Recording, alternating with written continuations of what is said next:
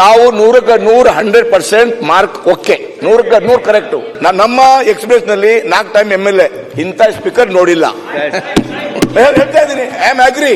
ಒಂದು ತಮ್ಮ ವಯಸ್ಸು ಎಷ್ಟು ಅನ್ನೋದು ಗೊತ್ತಾಗ್ಲಿಲ್ಲ ನನಗೆ ಕರೆಕ್ಟ್ ಆಗಿ.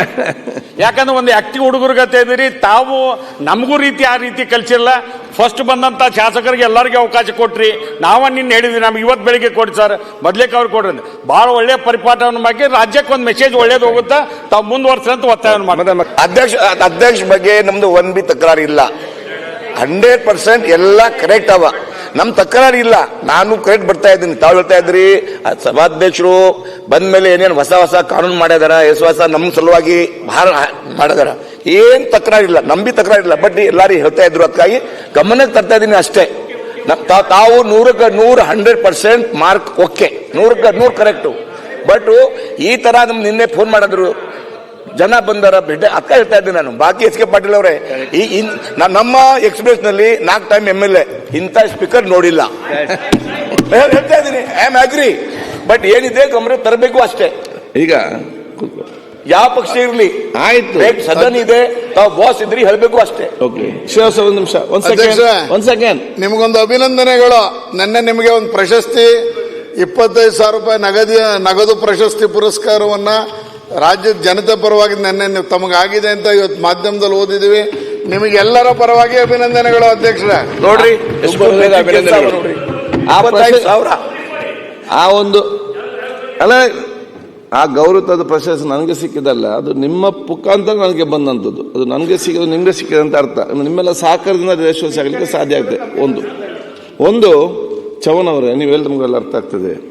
ಆದರೆ ನೋಡಿ, ನಮ್ಮ ಜನರಿಗೂ ಕೂಡ ತಾವು ಇಷ್ಟು ಬೇಗ ಒಂದು ಅಸೆಂಬ್ಲಿ ಹೋಗ್ತೀರ ಅಂತ ಹೇಳಿ, ಯಾರು ಇಲ್ಲಿ ಬೆಂಗಳೂರಿಗೆ ಬಂದಿದ್ದಾರೆ ಅವ್ರು ಎನಿಸಿರಲಿಲ್ಲ ನೀವು ಇಷ್ಟು ಬೇಗ ಅಸೆಂಬ್ಲಿ ಹೋಗ್ತೀರ ಅಂತ ಹೇಳಿ.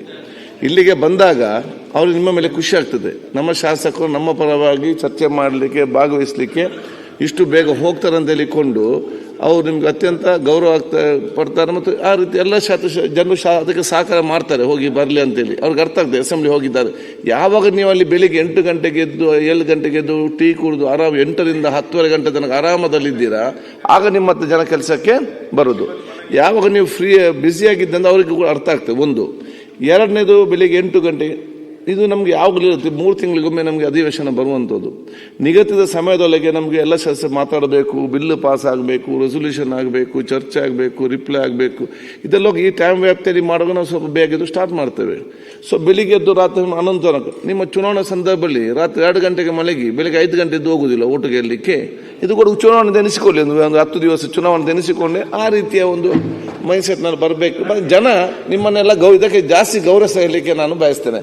ಈಗ ಮಾಡಿತ್ತು 3 ದಿವಸ ಮುಂದೆ ಹಾಕ್ಲಿಕ್ಕೆ ಆಗಲ್ಲ ಸರ್ಕಾರಕ್ಕೆ. 3 ದಿವಸ ಮುಂದೆ ಅಲ್ಲ, ಅಧ್ಯಕ್ಷರು ಬಹಳ ಒಳ್ಳೆ ಪಾಠವನ್ನು ಹಾಕಿರಿ, ನಾವೆಲ್ಲರೂ ಅದನ್ನ ಪಾಲಿಸ್ತೇವೆ.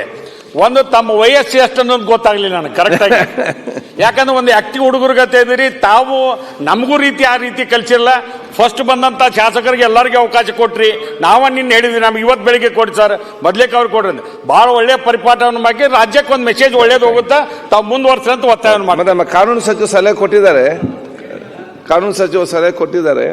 ಈಗಾಗಲೇ ತಾವು ಹೇಳಿದಾಗೆ ಅವರವ್ರು ಮಾತಾಡಿದಾಗ ಯಾವ ರೀತಿ ಅದನ್ನು ಅವರು ಜನರಿಗೆ ಮುಟ್ಟಿಸ್ಬೇಕಂದು ಎಲ್ಲ MLAಗೆಲ್ಲ ಅವ್ರದ್ದೇ ಒಂದು ಟೀಮ್ ಐಡಿಯಾ ಇದೆ. ಅದನ್ನು ನೀವು ಹೇಳಿದಾಗೆ ನಾವು ಕೂಡ ಇಲ್ಲಿಂದ ಅದಕ್ಕೆ ಯಾವ ರೀತಿ ಅದನ್ನು ಅವರಿಗೆ ಸಹಕಾರ ಕೊಡಬೇಕಂದೇಳಿ ಚರ್ಚೆ ಮಾಡಿ ಅದನ್ನು ನಾನು ಈ ಅಧಿವೇಶನ ಪ್ರಾರಂಭ ಮಾಡ್ತೇನೆ. ರೇವಣ್ಣ ಅವರು ಹೇಳಿ. ಈಗ ನಮ್ಮ ಕಾರ್ಯಕ್ರಮಗಳನ್ನ ನೀವು ನೋಡ್ತಾ ಇದ್ರೆ ನಮ್ಮ ಚಾನೆಲ್ ಅನ್ನ ಸಬ್ಸ್ಕ್ರೈಬ್ ಮಾಡಿ, ಪಕ್ಕದ ಬೆಲ್ ಐಕಾನ್ ಒತ್ತಿ ನಮ್ಮನ್ನ ಬೆಂಬಲಿಸಿ.